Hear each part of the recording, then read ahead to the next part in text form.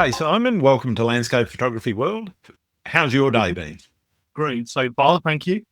Excellent. A little bit cold here, but apart from You guys are headed for autumn, or you're in autumn now and headed for winter. We're got the opposite. We've been quite warm, though.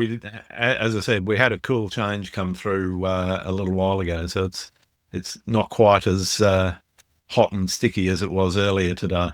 no, we've got all the autumn colours, and the temperature's down now to about 9 degrees. Lovely. Great for photography, and it's also a shock to the system having had such a long period of weather in the 20s or 18s, and all of a sudden the temperature's dropped. Yeah. Great, nice to get that. I prefer it personally. Same here. I actually don't mind cold weather. It's my preferred temperature, but my wife prefers warmer climes, so we're kind of a bit torn when it comes to holiday destinations sometimes. Anyway, enough about the weather. Let's talk photography. Why is Simon Berry a photographer? I think it probably stems from my dad. Actually, he was a photographer and an artist and painting, and so constantly throughout from home there was always pictures, landscapes, photographs, and I think without realizing it, I was feeding on that. I was used to seeing them all the time, and I wasn't for a long time interested in photography. My thing was sport.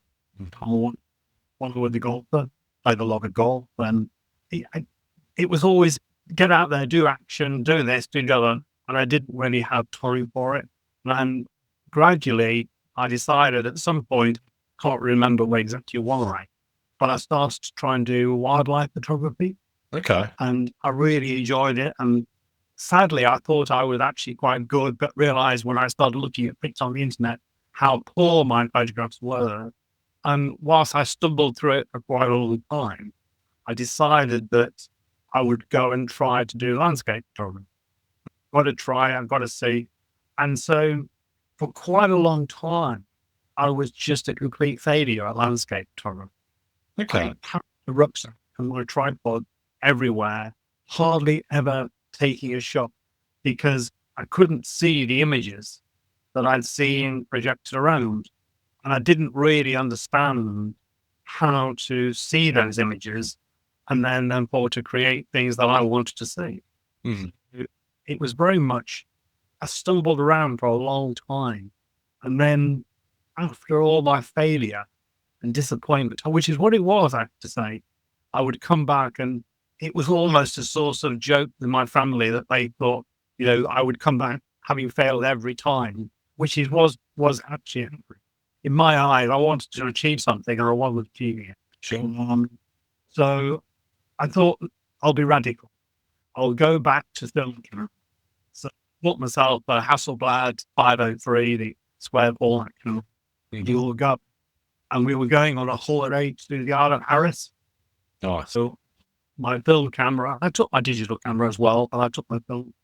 And I was sitting there on the beach looking for things to photograph. Because obviously, having only sort of 12 captures per film, it was always a little bit, I can't waste these. I've got to find something that I want. So it made me slow down at seeing. And it's something that dawned on me, even though I'd heard people talking about it. Sit, watch what's happening, and start to get a feel of the place. Obviously, because you don't get a view when you've taken the picture or what you've taken. Yep. It's that pre-visualization. What am I capturing, and what is the end result? And it was like a light bulb moment. Okay. That point changed because I then realized that slowing down, sitting down on the beach sometimes, just looking for 20 minutes, sometimes even half an hour, not always, sometimes not. And then just beginning to feel the landscape as I saw it was the moment which I then started to enjoy landscape, seascape, landscape. Interesting. I came back with not so many images, but a couple of images that I was very pleased with. I have to say, probably looking back now, they probably weren't as good as I thought they were, but compared to what I'd achieved previously, they were better, which motivated me because I think all my life, quite a competitive person, not with you or with other people, but with myself. Sure. Yeah. I mean, as a golfer, the aim was always to beat yourself.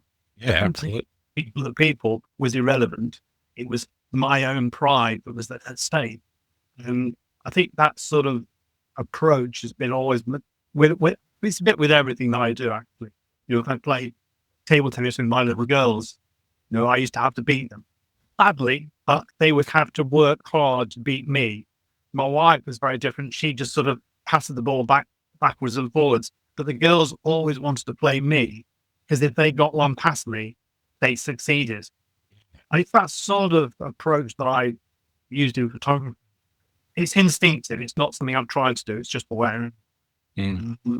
But I then started to sort of look at landscape and seascape photography very, very differently, trying to think about what am I actually trying to achieve here, rather than just going out and looking at a scene and thinking it's going to appear. And it's taken. I won't say I've achieved it yet because that's not true, but that appreciation of the light, how light changes the landscape, opposed to thinking, well, if I put my camera up, it's there, it's perfect. And having to wait moments makes me enjoy the process so much more. And I always think, why would I not want to be out in a beautiful environment, enjoying what's around me? Absolutely. Yeah. It's such a pleasure. And that's really where my photography is. Interesting. You've raised a number of things that I want to dig into there. And I guess I want to start with, what was it that you think you were missing when you were, in your words, failing with your landscape photography when you first sort of started? What was it that you were looking for in your images that you weren't seeing? I think it was the fact that I was expecting to walk upon a scene and have it in front of me straight away, where all I had to do was put the camera up, click the shutter, and the image would appear to be perfect. Yeah. There's a very simplistic view of what when you're doing wildlife, you're just waiting for the bird or the otter or the eagle to fly past you. Click, click, click, click, click. And maybe I was impatient, and my desire to sit in a location or revisit a location and wait for the light that allowed me to create the image that I was looking for. And I think it took me a long time to discover that. Maybe sounds rather poor, but it's the truth. I mean, that's the reality of what it was. I just expected to find these scenes, and I wander around, and I walked miles with my the camera on the tripod, thinking I'm going to find something. I didn't. Interesting. Yeah. So going back to a scene and now looking at and sitting down, waiting in the environment for a period of time, obviously, I think, I don't know how you find it. I find that certain things attract. Now, what attracts me in that scene, I don't always know. But whether it's a subconscious thing but things that sort of sit down in a location and then wait to look about what's actually happening, trying to sort of think how the bits fit together, and then try to pre-visualize what I'm trying to do with the light. Oh, sure. So I'm then waiting for that moment if it pops up, and obviously frequently it doesn't in the way I want. So I then revisit. I mean, some of the places that I go to, I mean, literally, I'm still waiting to get the picture I actually pre-visualized originally. Like 5, 6, sometimes more times, hoping that I'll get a better light. Yeah. Often you get a different light to the one you had when you went first time. It produces a different image. But it's not always the one I'm really looking for. I'm always looking to try and go a little bit more because I can see potential to even raise the quality of the image if I get the light. And I guess like everything else is, the more you're out there, the more opportunity you have. Yeah, totally.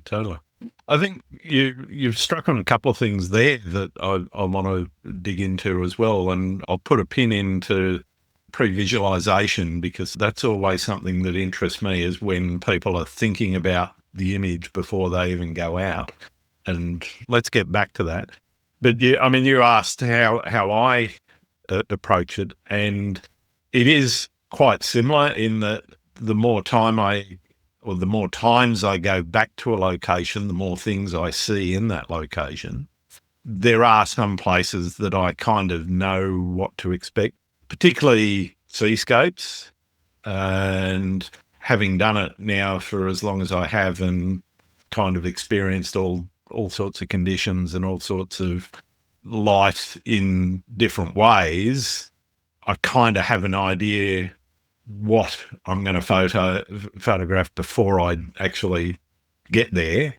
But sometimes I don't even know. There are times when I'll get in the car at 4 a.m. and drive in a certain direction towards the beach. I don't know which beach I'm going to go to. I don't know which end of which beach I'm going to go to. And I don't know what set of rocks and water interplay I'm going to play with. So for me, that exploration and saying, okay, well, I know this location does these sorts of things in these sorts of tides. I don't do a lot of pre-planning. Sometimes I do, sometimes I don't. Being aware of the tides does help, but I don't also see that as a restriction for myself. I don't set out, oh, the tides are this, the weather forecast looks like this, I'm going to go. I will go regardless of what that looks like in certain circumstances because I feel like going out and making some images. And for me, that's, I guess, probably slightly different to some other people that actually spend a bit of time planning. And that sort of brings me back to that pre-visualization question that I was going to ask is, what kind of planning are you putting in when you sort of saying, okay, well, this is the type of image I see in my mind for this location. How do you then go about preparing for that and giving yourself, I guess, the best opportunity to capture that? Quite a lot, actually. I do spend quite a lot of time, I'm doing seascapes, very much I'm looking about what the weather's going to be. Sure. Very much trying to, I can't say that it always, because sometimes my ideal is I do check the tides very specifically, so I know exactly where the tide is to go to certain beaches. And on an odd occasion when I've been by myself, I'm more relaxed about it in the sense happy just to see what develops. Totally without you, what I'm going to try and see what the scene provides. So that's where I'm sort of talking about it. Thought about the weather beforehand. I thought about when the light's going to be, where the light's coming from, the tide. Yeah. I just sit in the scene and see what's actually, and try and get a feel of where I'm going to create the best image. One of the things that I see a lot of people doing, which I try not to do, like whether I achieve it, I don't know. A lot of people go to photograph for something, i.e., they'll go to photograph a mountain, Sure. a bridge, something specific. Whereas I'm not really into, that doesn't really, if there happened to be a bridge in my composition that worked, I'm happy to it to be there, but I don't go with photography subjects. My feel is, it's how do I feel in that scene? What excites me when I'm there? And if the waves are crashing over some rocks in a certain way and leaving a tidal pattern, I start to sort of visualize how that pattern's leading me through the picture to whatever else is around.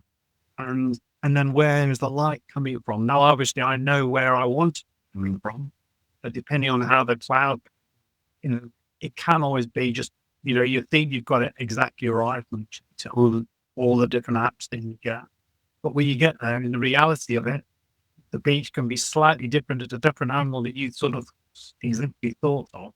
So the light marginally different. So sometimes having flexibility, and I think most photographers would probably do it in the sense I'll work a scene and I might work in the space of 3 or 4 meters. Yep. Moving up, down, left, or sometimes half an hour, 40 minutes.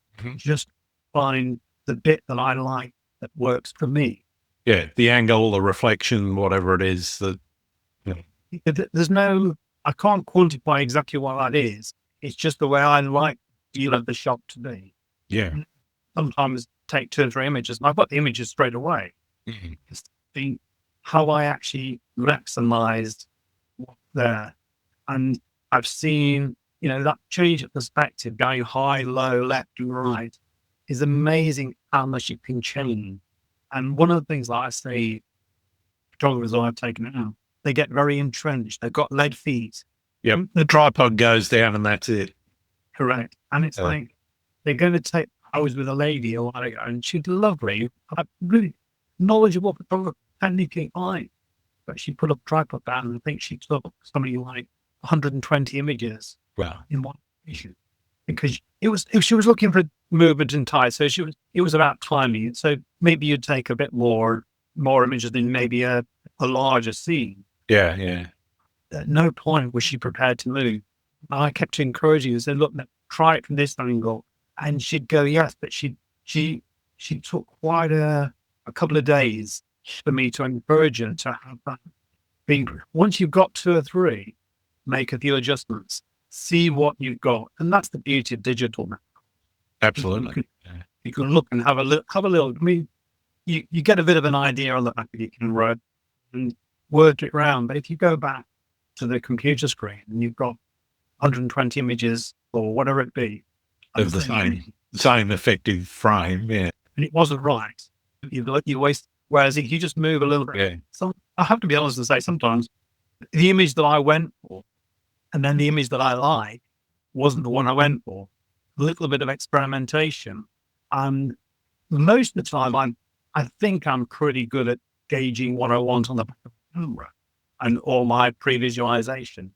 But quite a few times you come back to the actual image that it was by intention, but also sometimes a little bit by lucky opportunity, things timed to create the effect that I wanted. Sure. And it's true all the time, in my view, to keep a wide perspective of that scene and trying to get people to time it as the wave come in, as the wave's going out. So you get some interest. It's not just all in, it's actually through the scene. It's not, you don't want someone to look at your bedroom and just see the front. No. Going through the image. What is there? Why would somebody want to? Yeah. And that's really what it is. But that ability to move a little bit. I'm not saying you have to be, like dancing everywhere, but equally being prepared to move. And literally, sometimes I would say that I can only move within a 3 or 4 meter space. Find different angles. And sometimes, when you're in these situations, there are things in the way that you're aware of that you're trying to do your best to either minimize their effect and balance. And if one bit's very dominant, it really blocks the image a little bit. And it's trying to get that balance of everything in your image so that your eyes not being drawn to one specific area. Mm-hmm. It's sort of a little bit irrelevant. Yeah. My viewer want to look through my scene. And I'm aware of that when I'm trying to take people. It's always for me. Sure. Not for anybody else, it's for me. But I want to see, why am I looking? What makes me look through that picture rather than there's a beautiful scene, that's it. Yeah, totally. When you start to look at it, is why would the viewer want to look through my scene?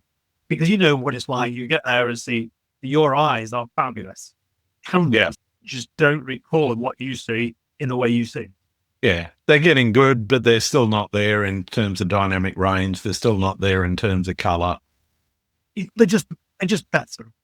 They're interpretations, and I think they're the result of the compromises that camera manufacturers have to make to A, make them affordable, but B, also within the restrictions of the technology that we have at the time when the camera was made. You go back 10, 15 years and look at the DSLRs that were around then, and the mirrorless and DSLRs. Well, not that anyone's making DSLRs now, but you look at the most recent versions and the mirrorless cameras that are around now, and they're chalk and cheese in terms of dynamic range, in terms of color representation, etc. And a lot of that comes down to those decisions that the camera manufacturers are making when they're actually putting together the package to say, all right, well, I'm going to build a camera priced at this price point and with this kind of technology, and we'll pack as much technology as we possibly can, but there's a limit. And you're dealing with those limitations. Absolutely. And I think, and I don't mind that. Oh, absolutely not. Yeah, because I don't think those limits are actual restrictions to creativity and photographic technique, because there are ways around them. You can do focus stacking, you can do exposure blending, you can do a whole range of things to deal with those limitations that are there within the technology that we've got. Do you, as a photographer, like to focus? I don't do a lot of focus stacking. I do some. Usually I find with the scenes that I'm doing, mostly going f8 out to f16 at most. I rarely go further than f16, but if doing that, focusing on the horizon, it's pretty much in focus right throughout the depth of the image. And so I haven't had too many circumstances. It's only when you've got one of those compositions where, oh, I want to include this root system or that rock or tree or branch or whatever it is in the foreground, and well, that's just too close to focus on, so, and still get the depth of the image. And so yes, in those circumstances I will focus stack, but for me it's actually more of a rare event because mostly I do shoot in landscape orientation as opposed to portrait. If I did more portrait orientation stuff, I'd probably do it a little bit more.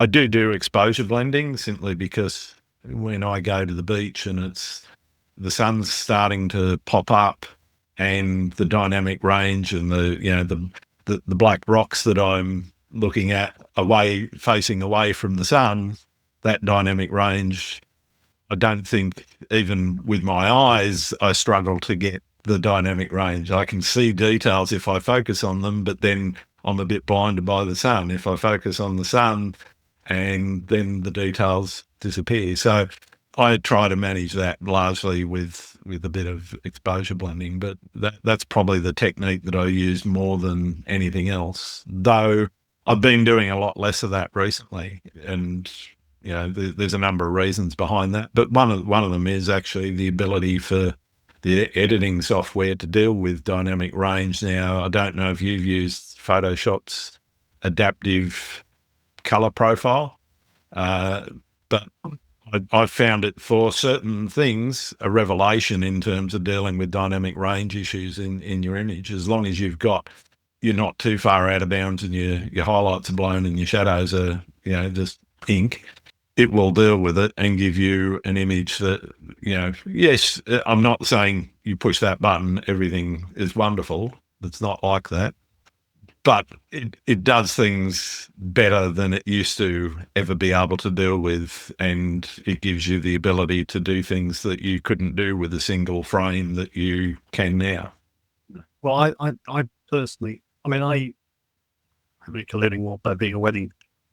Sure. For me, Lightroom now, it just saves me so much time. Absolutely. Yeah. And then I can use.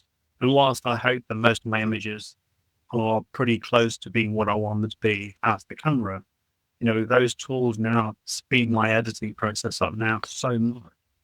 I can literally whiz through and create all sorts of different effects so easily. And I think regarding landscape, I generally won't focus stack. Have done it so that I know how. Oh, sure. Don't blend the images in that way. All my images are the image, and any adjustment immediate and ND filters, polarizers in the beginning. Sure.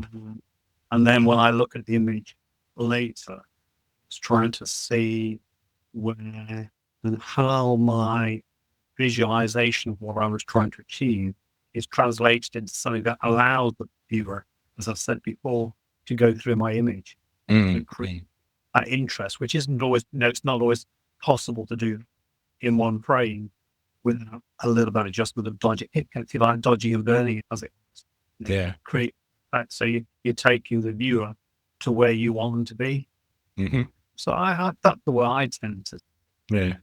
I want to take you back to something that you mentioned earlier on about using the film camera and, the 12 frames that you had, or 24 frames, or whatever it was, as both a restriction, but also a guide for making you focus.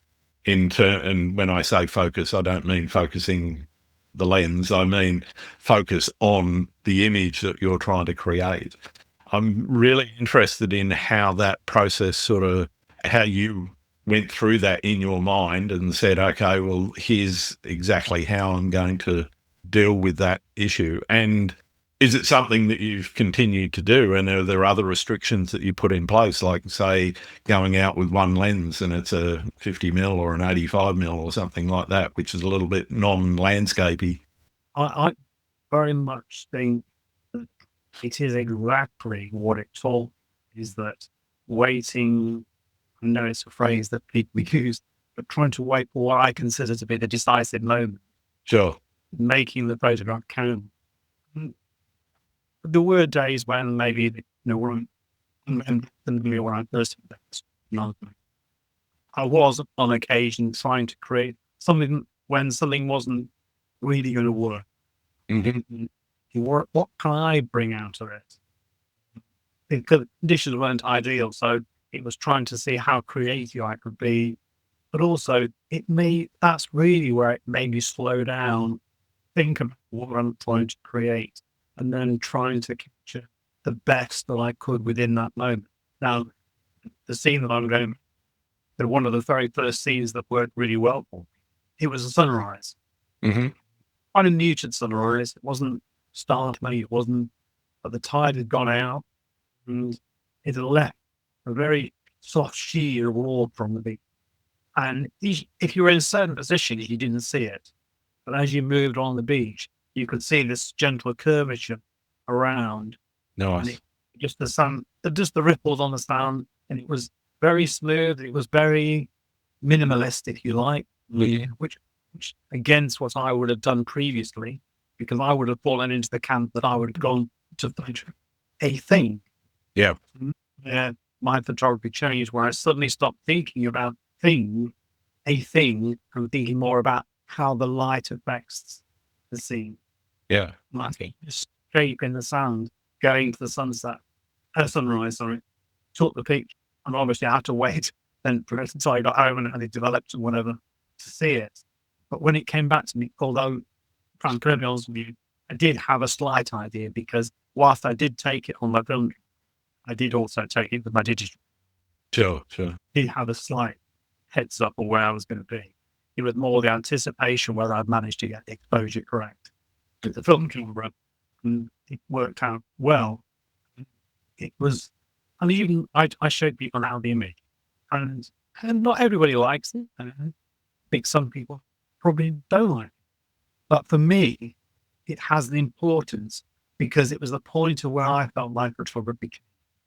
Now, nobody else can relate to that, but I actually saw something in that photograph that made me think, oh, I can do this. Nice. And that's what film gave me. Film gave me that desire to slow down, try to make the image count rather than just keep spraying images and using film or whatever, and then going with too many images. And on a given photography day, I go have a full day photography. I very rarely would take more than probably 40 images. Okay. That's interesting. I can't say that's an exact, but in my mind, that's what I will tend to do. And I come back, I don't have 150 images if I've been out for an entire day. 40.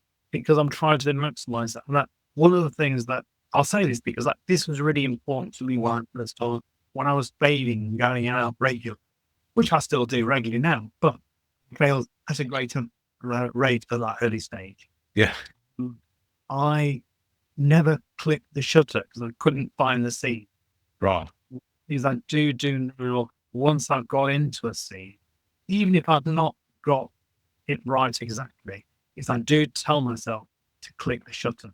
And then, because once I've started, I get into that process of going high, low, left, and then waiting for the light. And because I'm trying to experiment what I think is going to work. And when I see the light changing, am I in exactly the place I want to be to create the image? And I'm sure you may have been in the situation where you may have got to a scene and it's happening when you arrive. Oh, definitely. You fumble around and you try and take the best picture. And I hate that moment. So I'm always there far too early. And I have to sit around waiting because it's either, so dark that I just have to sit there in the dark waiting by myself like a lost soul. Mm-hmm. But I'm always there so that I've got lots of time to relax, get the moment. And you don't always succeed even there to capture what you look for. But I try and give up the best possible chance to be relaxed and then not make a silly error. Like, if you're on a seascape and there happens to be some dew in the air or some spray, you don't check the front element or the front filter to say there's not a few spots on it. And then it sounds silly when you talk about it now, but it's those things that you become so engrossed in the scene that you sometimes, I'm enjoying. I mean, I was on the Isle of Skies, before I filmed, and I got a scene which was, it was very stormy and it was really exciting. The waves were crashing in, and it's the first time I've ever been to this beach, and literally, they're crashing around me. And I did get a few frames without the raindrops, but the spray and what was going on managed to get. And so quite a lot of the images I had to throw away because I've got raindrops all over them. But I was so engrossed in enjoying the moment that I didn't see that. Yeah. And sort of be a little bit more clinical that I'll constantly recheck, have I make sure, because if the image pops up, I don't want to fail because of my inability just to check simple things. So slowing down has helped me with that process, that I won't make as many mistakes. Whether I get the image, well, often not, but I like to keep trying. But having that time allows the process to be a little bit more, for me, relaxed and enjoyable. Good. When you're out, one of the things that I absolutely love, sometimes you can be on a beach by yourself or you can be on a hillside and you're the only one, and something happens that no one else that morning saw. Yeah. And I was on this beach last year, although on this occasion, I wasn't by myself, 300 people. But we were just sitting photographing some rocks as the waves were coming in, and a family of otters just swam by. Yeah. Beautiful. 20 meters in front of us. And we just put our cameras down and just watched this family swimming along. Fantastic. Yeah. Honestly, within the space of maybe half an hour, the rain was going to come later in the morning. This was probably 9:30, 10 o'clock in the morning. The family of otters came by. I can't remember the exact time, but let's say it was around about 10 o'clock. At about 10:30, about 40 meters, maybe a little bit more, 40, maybe 100 meters out, a seagull came and just flew straight by. And we were all doing landscape photography. We've got landscape lenses. So, we didn't try to photograph the bird. Yeah. But that's it. It's amazing. Absolutely. Yeah. I know they were around, but I only ever see them like little pins in the air flying around. We were just there sitting, waiting for the moments to capture what we were looking for. And all of us had the pleasure of enjoying both those moments. And it made them honouring. Yeah. Well, I think those moments are absolutely fabulous. So many a time I've been there with the landscape lens on, the ultra wide 16 to 35 or whatever, and a pot of dolphins or a white breasted sea eagle or a cormorant comes down and dives into the water right in front of me, and no way I can capture it and do the scene justice with the camera. And so, yeah, you do just sit back and enjoy it and just go, wow, that was amazing. It does make the morning. Yeah, and I think that's the thing that people don't always see when you're out there. You're enjoying the environment. You're enjoying what's going on. But things Yeah. I enjoy being out there anyway. But then these things happen. It's just you can't wait thinking, how privileged am I to actually see that? Definitely. I don't even witness it. Yeah. It wasn't by design. They were just by chance. That's really part of the thing. What am I going to experience? And I think part of my enthusiasm for seascape and landscape, yes, I do try and plan, and I do try because I want to try and create some of these up my own. And I look for the light, and I look for the weather, and I look for the tides, if that's relevant, wind or anything else like windless. So I try and look at the water. Mm-hmm.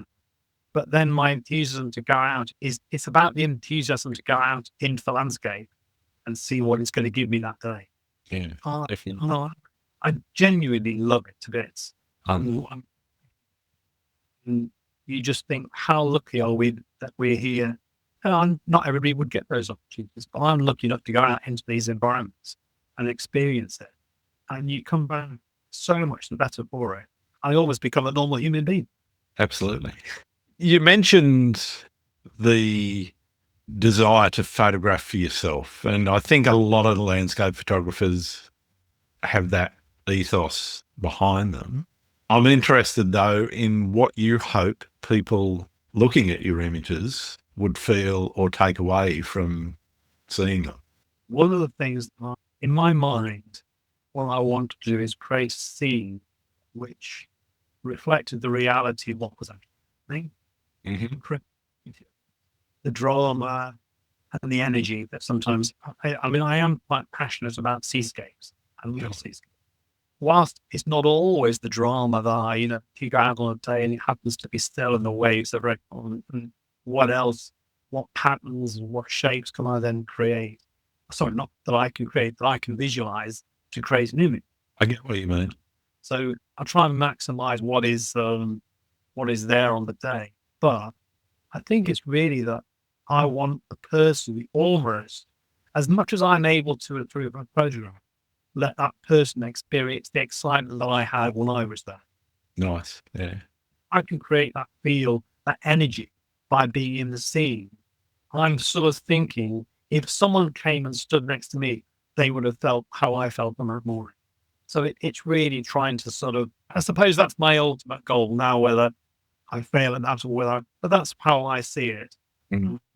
But it's very much, I photograph for myself, and I'm not trying to photograph because I think, I heard something which I was very saddened by, really. A photographer friend that I know was talking about landscape photography and what he sells. And he said some of his favorite pictures don't sell. Oh, absolutely. Yeah. The chocolate picture with the pretty blue sky and the scene. And he said, they're the ones that people buy. And he said, some of my images that I think are really good don't sell as well. Yeah. So I'm probably not doing myself a great service in the sense that I'm not looking at. I mean, I would love people to buy the images, and I'm very happy if they do. But I'm going to photograph the scene that I enjoy and hope other people enjoy that as well. But that's why yeah, I'm definitely with both of you on that. There's images that I absolutely adore, and they're not what somebody looking at my overall body of work would say would be typical images of mine, because for me, they're ones that stand out because they are a little bit unusual and they're not the standard thing that I normally do, whether it's an abstract or whatever. But they're the ones that I know don't necessarily get commercial attention or social media attention. And for me, it's kind of like, I don't care. I love it. And I'm interested in that pile of rocks on the beach that I took a took a close-up photo of the, there's little shells in amongst the nooks and crannies and whatever, or a bunch of sticks that are arranged in a certain way. I don't care if nobody else likes them, because that photo is definitely one that I've specifically chosen out of everything that I've done to say, yeah, it's something that I really love. It might not have the dynamism or the excitement of some of the seascape images that I do, or a waterfall that I've got. It's not about that for me, though.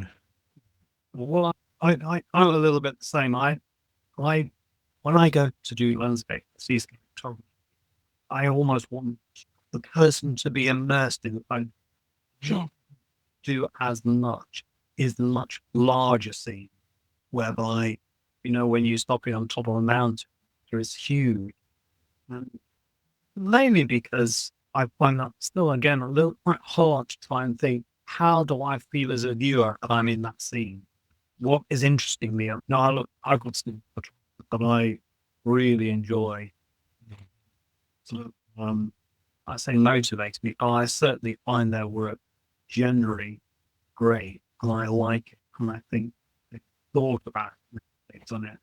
When they talk, whilst they're on a much higher level than I am, it's interesting that even on their, they will tell you that sometimes there was a happy coincidence that something made the photograph a little bit more that they actually haven't seen in the photograph.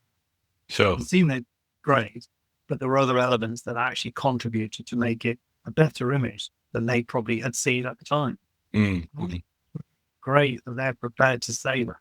But it's not like they've seen everything. And the guys that I'm talking about, they have an incredible body of work, which is a very high standard. But equally, they will still say that sometimes they go out. Yes, of course, they plan to do certain things, but again, they can be a little bit luckier with the things that happen that just amplify the quality of the image they're producing. Mm-hmm. Like the fact that they're honest and they're not saying that no, it's going to be that, and I know it's that. They're quite humble in their approach. Yeah. But it inspires me, because I think these guys are brilliant, but they also think throughout in the natural world, things happen. And, you do your best to try and create an image that you're looking for. But sometimes you get more that you bargained for that you didn't even see. Definitely. On a computer screen and sitting in the comfort of your own home sometimes reveals things. And equally, I suppose it's probably the other way as well. Occasionally, have one image where I've looked at an image and I hope I don't make the error very often. There's something in the scene that I haven't seen that I didn't like, and that I discarded the image as a result of it. But I just think in the image time. And it really, for me, ruined the image. And if I get a situation where I might try and crop it to try and minimize the effect of it, I won't ever delete it and sort of take it. If it's in the image and I can't get rid of it, either bin the image, crop it from it, or the item doesn't detract from what I was trying to focus. Yeah. I guess for me, it depends a little bit on the scale of the item, the offending piece. If it's the size of a dust spot, I don't have any qualms about deleting it. If I think it's a bad enough distraction, I treat it like a dust spot. If it's bigger than that, then I'm pretty much like you. It's like, yeah, this isn't good enough. I need to try again. Oh, well, I suppose that's fair, and I'll have that view. And I suppose it would depend on if it was something that was so minuscule that I could just get rid of it, and like a leaf or a strand of grass that annoyed me that I haven't noticed in the frame, then I might do something with that, because that's not really, to me, changing the scene. Yeah. A little bit of image. So yeah, I suppose that's probably true for itself as well. But I think more in terms of something a little bit more fundamental that is part of the scene. Yeah. That you couldn't get rid of, as opposed to you just on the very edge of the frame that you missed that's a detractor. Yeah. I mean, power lines, for example, if I can't get rid of power lines in an image, I either won't show the image to anyone because, I don't like the look of it, or I'll show it with them in and just say, well, they were there, this is the scene, and the power lines happen to be there. Well, I think that's very much the way I would now do it. Yeah. I think years ago, I would have deleted the power lines. Yeah. The incidents with people with the milk photography where I started to think of it. I then started to consider the scene as being the scene. And it wasn't in a scene that I wanted. I moved to either change the perspective or photograph a different scene. Sure. That's I wouldn't have done because I just didn't allow the time to look at the landscape enough and enough detail. And that's probably where I failed most. My impatience got the better of me. I thought it would just appear. I thought all these beautiful landscapes I've seen people photograph have just appeared to someone rather than understood that they've had to work very hard to see that image. Yeah, definitely. Yeah. And the light was at its best. And I think that took me a long time to actually understand. Even though I may have heard it, people like yourself, people on videos, people talking about it, I may well have heard them say it, but it didn't digest until that point when I started using them. That light bulb moment that I talked about earlier on. And then I started to consider landscape slightly different. Sure. Try to make my ethos now when I'm doing my approach to work is that I want it to be the image that I can see. But I'll look at that image and I'll spend a bit of time, let's say, sitting on the beach or sitting on the dunes, just looking at the scene to see is it going to be something I'm going to be able to capture in the way I want? How do I want to visualize it? I think I was guilty of trying to not necessarily replicate other people's images, but go to locations where I knew other photographers had seen success. Whereas now I'm much happier to go out into a scene and choose my own location and choose my own composition. And I guess that comes through a little bit of confidence. And I know other people do visit some of the locations that I go to, but in my mind, I'm not looking at anybody just for that purpose. Yeah. I want. When I've seen in one particular place that I go to a couple of times, I've seen an image that someone has done, and it's great. It's a completely different perspective that I've never even thought of. This guy has waited and he's been there at the right time. He's got tremendous, it's really energetic and it's really purposeful in the sense that he's done everything in my mind really well. He's done it really well. And yet I've never even attempted to. And when I looked on one occasion, I just couldn't see it. I just couldn't see how I could create an image.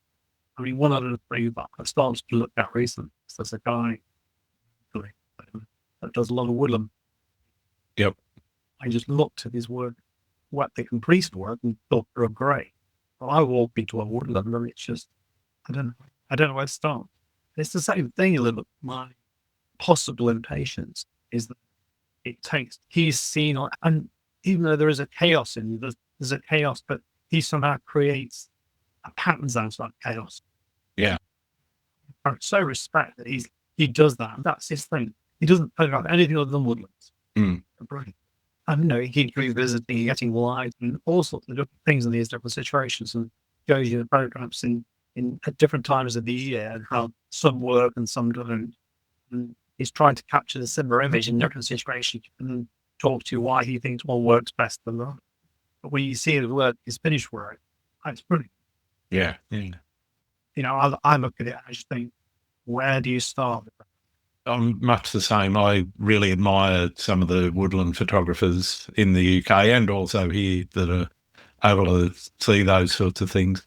I personally, I can focus on intimate scenes, so small details, bark patterns or a root system or something like that. But by and large, if I'm in a national park here, it's normally going to be a waterfall or mountains and cliffs and those sorts of things more than anything, because I think I'm better at capturing those than I am at trying to see, okay, well, that particular tree goes in a certain direction and leads your eye to something else and so forth. I very much like you have that sort of chaos pattern. Too much noise, not enough signal for me. I'm exactly the same. I had to say, where I first started looking at some of the work, because I probably ignored it a little bit. It didn't really necessarily appeal to me. And then this guy that I see his work, and now I do look at, I know look for his images. And then, honestly, they're fabulous. And he does it with another guy who I also respect a lot. When you see their work together, they can, in some respects, be quite different. Yep. They're in a similar woodland. But their ability to sort of take that and create an image that actually works, that is actually enjoyable to look at. And it's not just an instant thing. You start to see things. Oh, yeah. I got to say, I'm always impressed. Yeah. I don't know. This is one of my guys, one of the guys that I really follow. I like his work. There's something about what he does. And obviously, he is out on where he can get good opportunities to create lovely light, and he's out there a lot looking. But what I bet saw not long, he said he was in the scene, and he said he waited there. He's been sitting there for about 3 hours. Yep. Until he find he was looking for. And that's the thing that I know in the past I would have struggled with. You know, I will now happily, if I go out, I'm happy to wait for a lot longer. If I look at the forecast, I think it could give me what I'm looking, whether it's exactly what I'm looking for or something similar. Yeah. I'm happy to sort of go out. And I think that's part of the reason why I probably come with fewer images. Because I've gone to a location and I might spend a long time in one location, 5 or 10 images. I mean, one of the images I always remember, I think this guy had gone to, could be wrong, right, with Thailand. I think Okay. he was doing it for, he was spoken from the scene. And he actually said he'd waited there, I think, for, I can't remember, but let's say it's 4 or 5 hours. It was a lengthy period of time. And he got this image, which was stunning. And he said he had 15 seconds of light. Wow. When he got the 15 seconds of light, he got the image that he wanted, or as best he could create the situation. Sure. And I heard all of these things, and that would have at one point gone straight over my head. Yeah. I could do that, but waiting for that period of time, maybe it was slightly different. He got a process and a plan to work.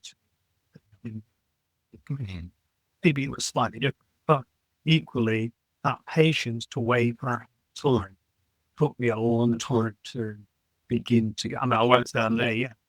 Certainly now I'm much more patient in the scene. And I do like to, once I've decided, I do like to click a shutter, even if it's not right, because mentally I then start the process. Yep. Whereas if I wait and I wait and I wait and I wait for that perfect moment, It never comes. Yeah. whereas occasionally you still come back with an image that probably wasn't the image you went, but actually can still be an image which is a reasonable image. The way I like to approach it. Sure. Where do you like to go to get inspired? My favorite place, I'm going to be very broad and I'm going to be very precise. I absolutely love Scotland. Scotland, for me, has given me most of the images that I enjoy. There are many places I enjoy visiting, but Scotland particularly. More specifically, the Outer Hebrides. And I think the Outer Hebrides, particularly the Isle of Harris, has, for me, given me so much. And I don't know, have you ever been to the Outer Hebrides? I've not. I have been to Scotland, but never hit the islands, and I'd absolutely love to. It's a very interesting, almost moon-like landscape when you arrive. It's very rocky and not so many trees, quite undulating. And you drive down to where you land, depending where you land on the island. You can land in one Harris from the ferry. And you drive down and you this thing. You arrive as you're coming down the hill toward, and it's Luskenshire and Celebos. Yeah. The water looks as though it's been photoshopped. Different color than you would normally experience. It can be a very, very blue. Yeah. Sometimes looks slightly false. And that was my first experience. We came down and it had only just finished raining. It rained across on the ferry. We came down and the sun was just popping out. And this water just, you looked at it and you thought, oh my word, this is amazing. That was looking at a very large sea. And then you go down as you come into Harris, you sort of go on to it's probably 6, 7 miles, fascinating coastline from flat beach to dunes to rocks, to sharp, sharping beaches to big waves, part the beaches. There are so many, I can't tell you how many opportunities there are in this sort of 7 mile stretch. You can be in Luskenstein, or actually technically you could be on Rosamond, which is it appears to be one beach. One part is called Rosamond, and the other part comes around to Luskenstein. And you can literally be on this beach and looking to the far end of Harris in this sort of direction you go. There's a large hill. I call it Toehead. There is a Gaelic name which I don't wish to pronounce. So the weather, you can see it coming down in rain, pouring down, and you think, "Oh my word, we'll do what we can here because that's coming our way." Yep. And in 20 minutes, and literally, it stays there. You can be bathed in sunshine, or you can bathe in that stormy light, and somehow it goes past you. Yeah. And this is one of the things that's fascinating around Harris. You can be in different pockets in that 7 mile space. You can have absolutely violent conditions and storm, and the person on the other end can be in sunshine. Yeah. I think islands probably are more like the wind often exposes them to squalls that blow through quite quickly. Definitely. It blows through, and then but that's one of the things that really attracts me, is that either the storm's approaching or it's just gone through and you've got beautiful that sort of storm, or just the different things that it produces. And because it's quite a windy island, even though when I first started going there, you could sometimes on the beach that I referred to, Rosamond, you could literally walk on the beach for a couple of hours and maybe see one person. Nice. And you think, why is not everybody here? Whilst it has got more, and you do see more photograph groups now occasionally, Yeah. there are still so many different places to go to. And they all offer something very slightly different. There's the patterns. Some of the rocks have some incredible patterns. So you can get the dunes, and because it's windy, some of the patterns in the dunes are stunning. You get light, you get the beautiful coloured water, and I like to go often in sort of the January through to April period, when the tops of the mountains are often covered with a little bit of snow on the top. Yep. So there's little bits of snippets here and there. And I've been a couple of times recently where we've actually got snow on the beaches, which is Nice. more rare. But that's also interesting in itself. But in such a small area, which is what I like about it, there are lots of places to go, even the lights. So you can be gauging the weather and the tide, and then think, well, actually, maybe we could go to the beach a couple of miles away because that's going to give me exactly where I want. All in a very short space of time, within half an hour, you can cover the length of the beaches. But obviously, there's a lot. I mean, on the beaches themselves, I mean, you could go on to Luskenstein and literally spend the entire. Yeah. Fantastic. And then there's other beaches that you'll go to, you can climb down to, and there's one or two where if the weather's very bad, you probably have to be a little bit careful. They're probably quite dangerous. Yeah. When you see some of the water when the waves blow in, really, it can be pretty stormy. But that's what behind what it is. It has so much drama and energy, and when you're part of it, you're out there photographing. The wind's blowing you, and I mean the hardest thing. And I have been there a couple of times where the wind was so strong that you couldn't photograph because you couldn't put it on track. You were feeling so much. But you had to, if you did anything, you sort of had to find a shelter behind a rock where you got some protection, and maybe not choose the composition that you would have chosen that might come out without it being wobbling all over the place. For me, is one of the most amazing areas into Glencoe. I have. On wood. It was sideways rain and you couldn't see much, so I don't have any worthwhile photos of that.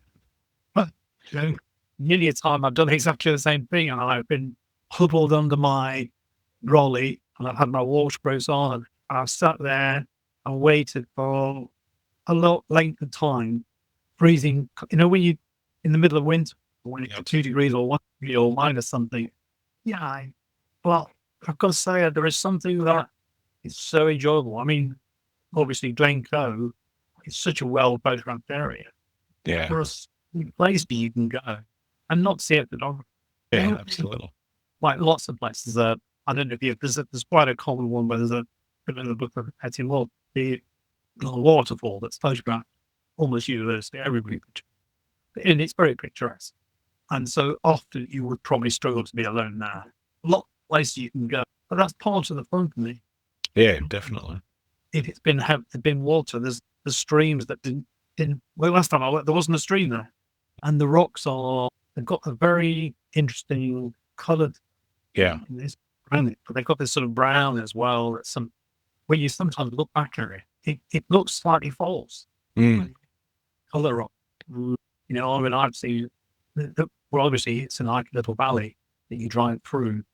And through there are so many locations in a relatively short space, from different conditions, just played popping up. So it's great from that perspective that in a relatively short area, there's an awful lot to photograph. Probably on that day, nobody else has photographed. You don't have to go to the honeypot spot where there's 7 tripods there and you've got to sort of make your way in. And yeah, if it was me and there were 7 tripods there, I'd be walking in the other direction.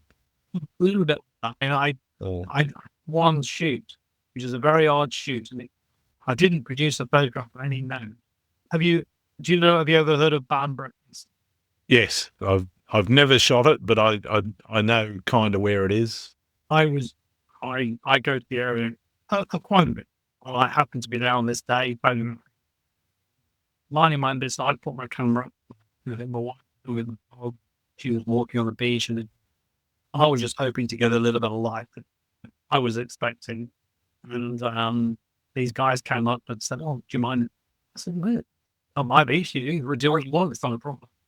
Literally, camera tripod almost touching my camera on my right, another one on my left. By the time I finished, I'd got 4 photographers with tripods all around me. I'm thinking, personally, I would never do that. I'm the same. I could never do that. I would say, well, that's good luck. If you've got the best spot, and even though it wasn't, let me tell you, it wasn't the best spot at all. Yeah. It was where I chose to be. And why these guys wanted to stand in the same place, I still have no idea. And when I look back at it was nothing to speak of at all. Yeah. I didn't manage to get anything that I particularly liked, but it was the shock of thinking, I've never experienced this before. And I saw a photo, and I think it was from Iceland. And this guy had gone with she was doing a workshop. And he said, I think the title was "When Workshops Clash," and there must have been a row of 17 guys on the photography, and they'd all got the tripods up, and it was like, oh, that would ruin it for me.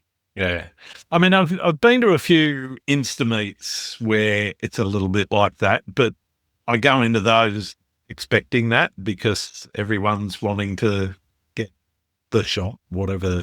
In wherever you are, but yeah, that's just something I can never do. If somebody's there, I'll leave them to it, and once they're gone, then I might go and have a look if the light's still good.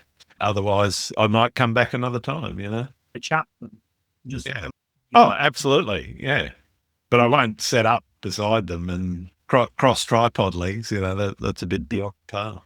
Have you ever had a situation where you've struggled to find inspiration in your photography? And if so, how have you dealt with that? Yeah, I'd say plenty of times.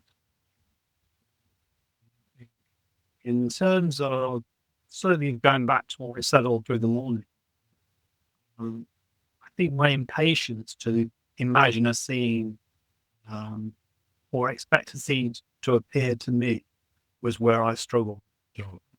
Now, since the moment of doing film photography and looking at pre-visualization, I think probably I've struggled less so because when I go to a scene, it does. I do find that I can often find something.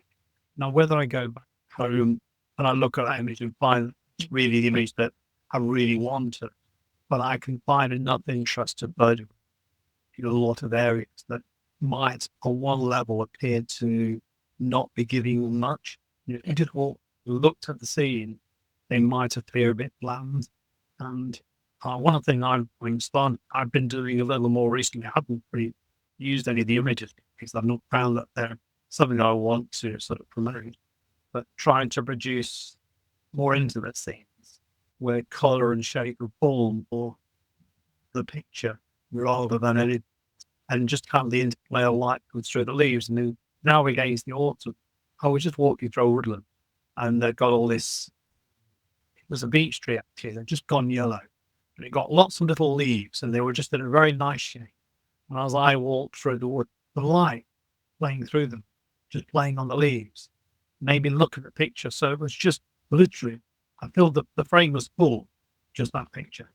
And start to look and you start to see other things. Once you see one image, you start to find other bits to go with it. When you go to a scene, going to something, I'm going back and often I'm going with an objective when I go to a place, i.e., if I'm going to go and try attempt a bit of woodland photography or I'm going to do seascape, I have probably an idea where I'm going to be and what style I'm going to try and achieve, but I'm then governed by what I actually experience on the day. That's why when I get there, even though I may have gone with an idea of what I'm looking, I sit down in the scene or stand around looking for different things. And once they start to appear, I'm in the mode there where I can start trying to create something. Whereas in the past, I wouldn't have done that. If I hadn't immediately seen what I was looking for. Yeah. And so I continually moved on and on because very rarely do you walk along with what happens to be. I've been driving down the motorway when I've seen the mountains and the hills light up in a way, and I'm thinking, I need to be there. Yeah. But it doesn't always happen in a scene where you're waiting for it. No. So, but being able to explore the bit of landscape that you've got and produce something, I enjoy that. And I always would. But I still enjoy the process of trying to see what I can create. Rather than thinking it's just got to be this. Yep. And then think, what's can I get as to see? And it may be more intimate. It might not be actually where I went to photograph. If that attracts my attention when I'm there, I move to that and that. I just did the idea that I went to photograph that, but I ended up photographing it. Yeah. Feels to me. And I think that's the flexibility that I've got now, is that I'm not so focused that I have to go and photograph. If I get there and I'm diverted, I'm happily diverted. I'm not precious about not photographing this. I'm photographing how the light affects the situation or how I think it affects the situation. Sure. And how the pleasure it gives me to try and think I can create something from it. I'm not sure that to no, definitely. Yeah. What's the best and or worst piece of advice anyone's given you? Oh, that's interesting. The worst piece of advice. I think one of the worst pieces of advice when I first started, one of the first things that I heard was stick to the rules. I actually went to a workshop with this guy that I say workshops, a little bit strong, but certainly I think his photography is stunning.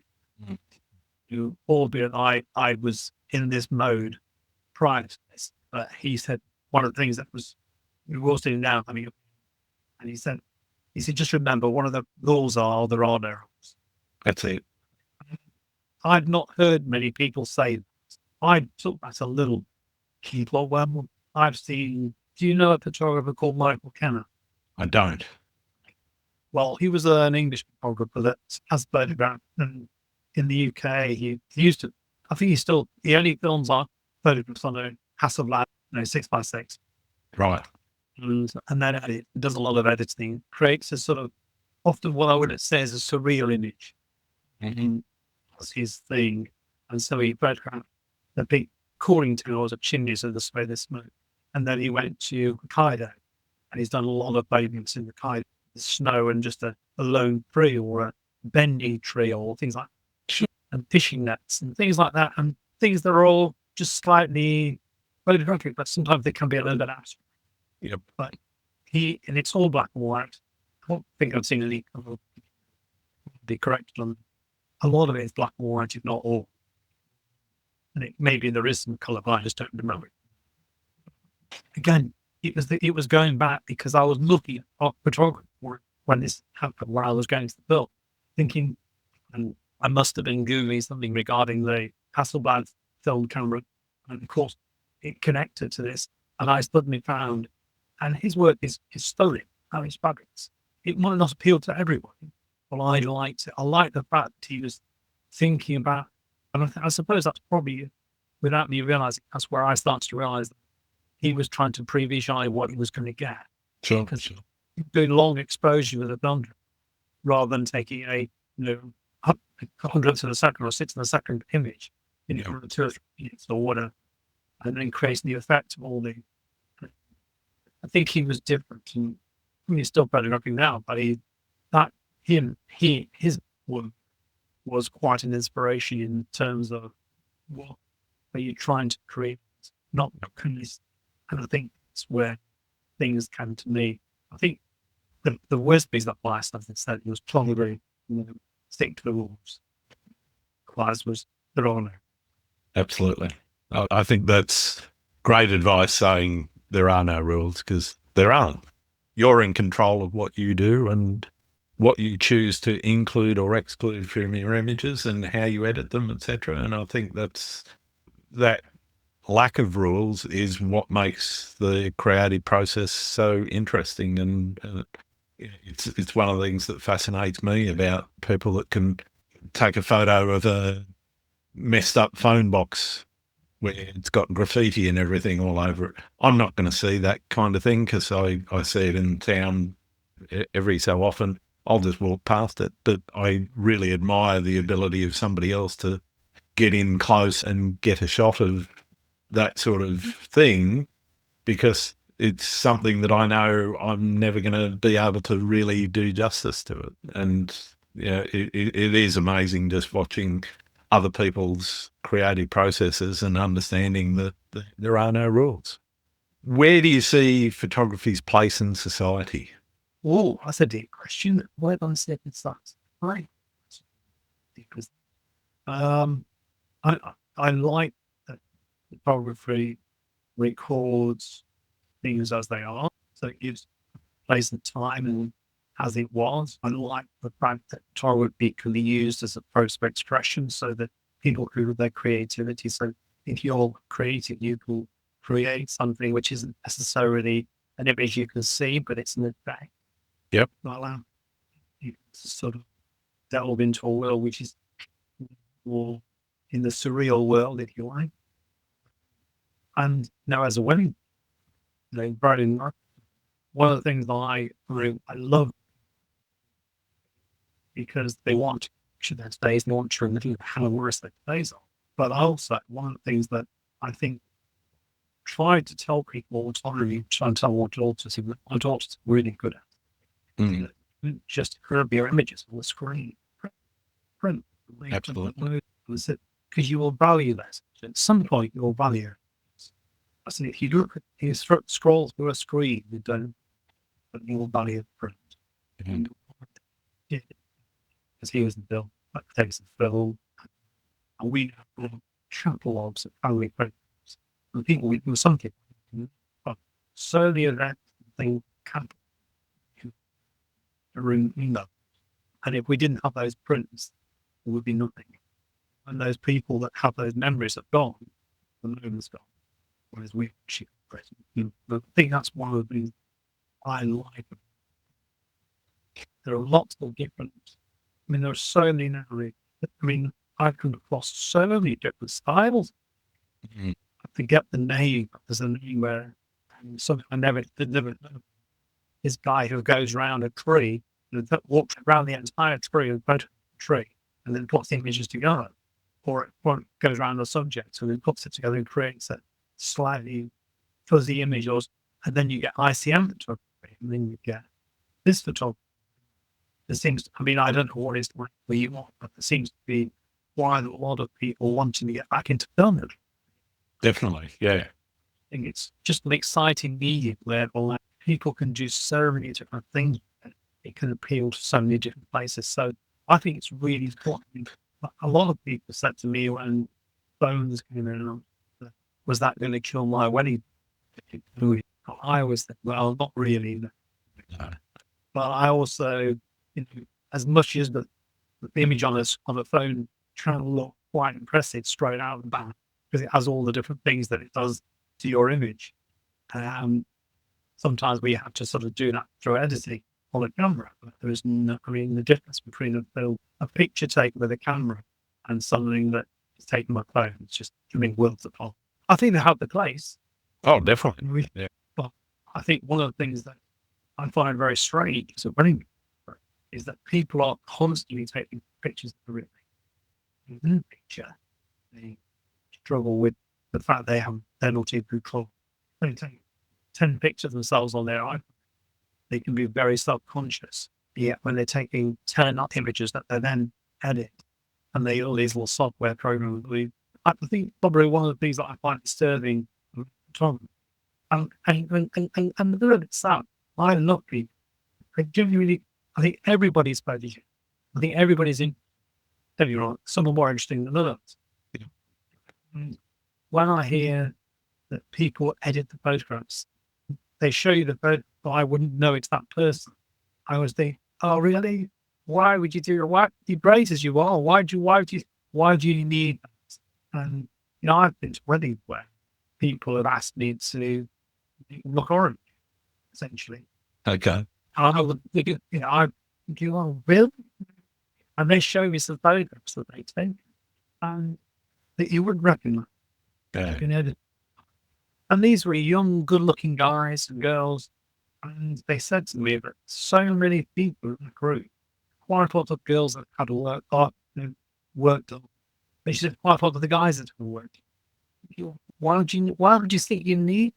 And I think that's one thing that the world and all the social media things. I think that's one of the negative things that I don't is why people think they have to be something they're not. Mm-hmm. You be confident in who you are. Absolutely.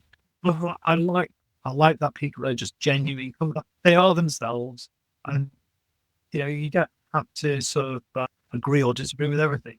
Just allow people to be the way they are. I think it's great, and that's one of the things that in photography I think a little bit the same thing is that I'm happy to photograph the way I want to photograph.